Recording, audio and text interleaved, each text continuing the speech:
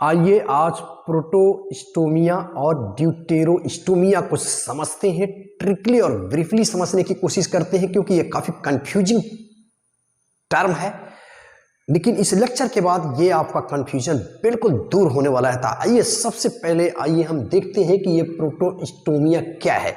सबसे पहले हम जानते हैं कि ड्यूरिंग सिफलाइजेशन इवोल्यूशनरी प्रोसेस में हम देखते हैं कि सिफलाइजेशन आया कहाँ से। सिफलाइजेशन की जब हम बात करते हैं तो हम देखते हैं कि जो भी रेडियल सिमेट्री वाले एनिमल हैं वो मैक्सिमम जो है जल के अंदर रहते हैं और उनके या तो वो कहीं स्थानबद्ध होते हैं या जल की सतह पे जल के अंदर तैरते रहते हैं। तो ऐसे एनिमल को हम रेडियल सिमेट्री वाले एनिमल को देखते हैं कि उसके बॉडी के अंदर जो फूड मटेरियल का आना है या वाटर का आना है वो चारों तरफ से आ सकता है, इसीलिए वो चारों तरफ से अपनी सूचनाओं को भी एक्वायर कर लेते हैं और फूड मटेरियल भी उनके बॉडी के अंदर इंटर हो जाता है। लेकिन जैसे ही हम बाइलैटरल सिमेट्री में जाते हैं तो वहाँ पर देखते हैं कि जो एनिमल होते हैं उनको एक जगह से दूसरी जगह जाना होता है और अपने भोजन की तलाश के लिए। तो जब एक जगह से दूसरी जगह जा रहे हैं, कहीं भोजन की तलाश कर रहे हैं, तो उसमें निश्चित रूप से आगे की ओर वो फॉरवर्डिंग नेचर है, तो उस सेंस का वहाँ डेवलपमेंट होना चाहिए। इसीलिए आप देखेंगे कि इनमें हेड का निर्माण हुआ है और टेल वैसे ही रह गई है। तो इस तरह से हम देखें तो जो जीवधारी है, जो ट्यूब विद इन ट्यूब जो प्लान है, यानी बॉडी का एक जो प्लान है उसमें हम देखते हैं कि ट्यूब विद इन ट्यूब होता है, यानी ट्यूब के अंदर ट्यूब का पाया जाना, यानी एक तरह से कंप्लीटली जो डाइजेस्टिव सिस्टम है उसमें हम देखते हैं कि ट्यूब विद इन ट्यूब के अंतर्गत हम देखेंगे कि इसके आधार पर अगर हम देखेंगे जो एनिमल हैं हमारे, वो दो तरह के हमारे एनिमल पाए जाते हैं जिसको हम प्रोटोस्टोमिक एनिमल और ड्यूटेरोस्टोमिक एनिमल कहते हैं। अब हम लोग बड़े क्लियरली इसको समझेंगे कि प्रोटोस्टोमिया क्या है, यानी प्रोटोस्टोमस एनिमल कौन से कहलाते हैं और ड्यूटेरोस्टोमस एनिमल कौन से कहलाते हैं, और इसको हम एग्जाम्पल बिल्कुल आसान भाषा में समझाएंगे जिसके माध्यम से ये हमारा एग्जाम्पल बिल्कुल क्लियर हो जाएगा। तो सबसे पहली बात हम जानते हैं कि जब भी भ्रूण का निर्माण होता है तो गैस्ट्रुला के बाद हमारा यानी जो ब्लास्टोपोर बनता है, यानी fast opening during embryonic development. जो एम्ब्रियोनिक डेवलपमेंट के अंदर फास्ट ओपनिंग होती है उसे हम ब्लास्टोपोर कहते हैं। अब हम देखते हैं कि जो एम्ब्रियोनिक डेवलपमेंट के अंतर्गत फास्ट ओपनिंग हुई है जिसे हम ब्लास्टोपोर कह रहे हैं, उस ब्लास्टोपोर के माध्यम से सबसे पहले कौन सी चीज बन रही है? सबसे पहले माउथ बन रहा है कि एनस बन रहा है? तो माउथ बनने या एनस बनने के आधार पे एनिमल को प्रोटोस्टोमिक या ड्यूटेरोस्टोमिक के अंतर्गत कैटेगराइज किया गया है। तो आइए सबसे पहले हम देखते हैं कि ये प्रोटोस्टोमिक क्या है। इसमें माउथ पहले बना है या एनस पहले बना है? तो अब इसको हम याद कैसे करें, ये हमारे दिमाग में सेट कैसे रहे? तो आइए सबसे पहले हम देखते हैं प्रोटोस्टोमस या प्रोटोस्टोमिक एनिमल्स।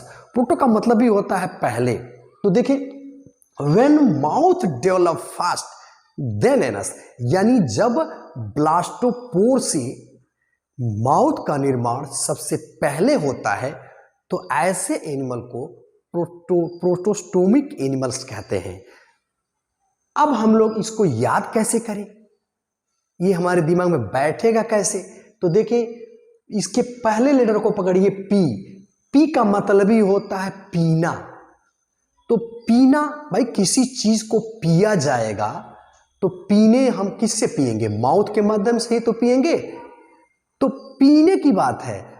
अब इसके एग्जाम्पल को हम कैसे शॉर्टली याद रखें, या दूसरे शब्दों में पी के अलावा हम यह भी कह सकते हैं कि माँ जो शब्द होता है इसमें हम देखेंगे कि माँ पहले आती है, हम बाद में आते हैं। तो यानी माउथ एनस, माँ से आप माउथ एनस यानी माँ टर्म को भी आप याद कर सकते हैं। तो सबसे पहले इसकी ट्रिक देखते हैं। अनिल और मोलू वाइन पीते हैं। अनिल से हो जाएगा एनिलिडा, और से हमारा हो जाएगा आर्थ्रोपोडा, और मोलू से हो जाएगा मोलस्का, और वाइन यानी वर्म, जो वर्म है यानी राउंड वर्म और फ्लैट वर्म।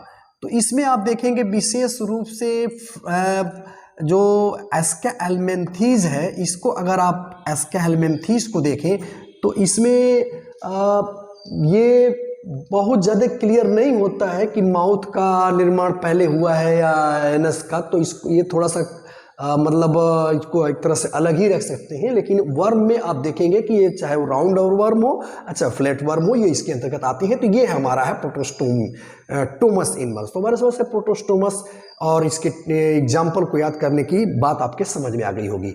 अब हम चलते हैं ड्यूटेरोस्टोमस। तो ड्यूटेरोस्टोमस को कैसे याद रखेंगे भाई? डी जो हमारा लेटर है, डी से हमारा हो जाएगा डिफिकेशन, यानी शरीर से बाहर वर्ज्य पदार्थों को निकालना, या डी से हो जाएगा दस्त भी याद कर सकते हैं। तो दस्त या डिफिकेशन क्या है, किसके माध्यम से निकलता है भाई? दस्त या डिफिकेशन जो है हम करते हैं एनस के माध्यम से।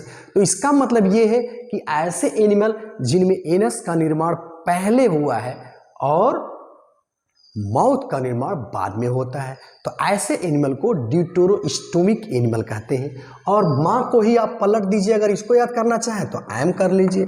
तो माँ के बाद तो मैं हूँ, एम माने हूँ, यानी माँ के बाद हम होते हैं। तो इस तरह से भी आप दिमाग बैठा सकते हैं। तो यानी एनस का निर्माण इसमें पहले होता है और माउथ का निर्माण बाद में होता है। तो ऐसे एनिमल को ड्यूटेरोस्टोमिक एनिमल कहते हैं। इसको ट्रिक के साथ आइए देखते हैं, एक ट्रिक देखते हैं इसके एग्जाम्पल को याद करने की। एक हिम्मती चोर डरता नहीं है। एक से हो जाएगा इकाइनोडर्मेटा, हिम्मती से हो जाएगा हमारा हेमिकॉर्डेटा, और चोर से हो जाएगा कॉर्डेटा, एंड डरता नहीं है, डरता से हो जाएगा ड्यूटेरोस्टोमस या ड्यूटेरोस्टोमिया। तो ये रहा ब्रीफ डिस्क्रिप्शन। अगर इस चैनल पे आप नए हैं तो इस चैनल को सब्सक्राइब करें, लाइक करना बिल्कुल न भूलें, क्योंकि आपके सब्सक्रिप्शन की हमें सख्त ज़रूरत है।